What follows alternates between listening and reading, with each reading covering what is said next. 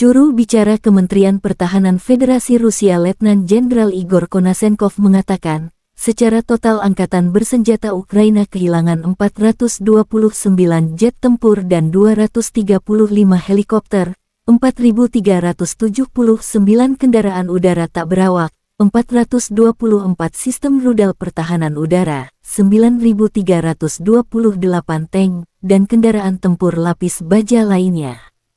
Juga 1.100 kendaraan tempur yang dilengkapi dengan MRLS, 4.941 meriam dan mortir artileri lapangan, serta 10.544 unit peralatan militer khusus telah dihancurkan selama operasi militer khusus tersebut.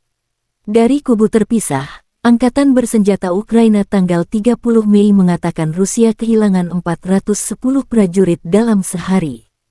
Termasuk 1 tank, 2 kendaraan tempur lapis baja serta 10 sistem artileri dan 38 drone. Konflik Rusia dan Ukraina telah berlangsung selama 461 hari, belum ada penyelesaian damai antara dua pihak. Ukraina juga menunjukkan cuplikan penghancuran unit pengintaian Rusia. Operator SSO Ukraina berhasil menyergap militer Rusia di salah satu area di arah selatan. Saat menjalankan misi pengintaian, para prajurit pasukan operasi khusus mendengar sebuah perahu bergerak langsung ke arah mereka di sepanjang sungai.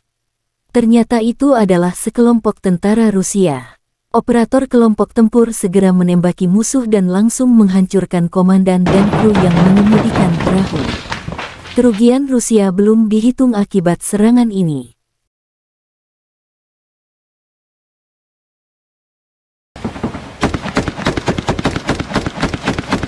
Terima kasih sudah nonton. Jangan lupa like, subscribe, dan share ya.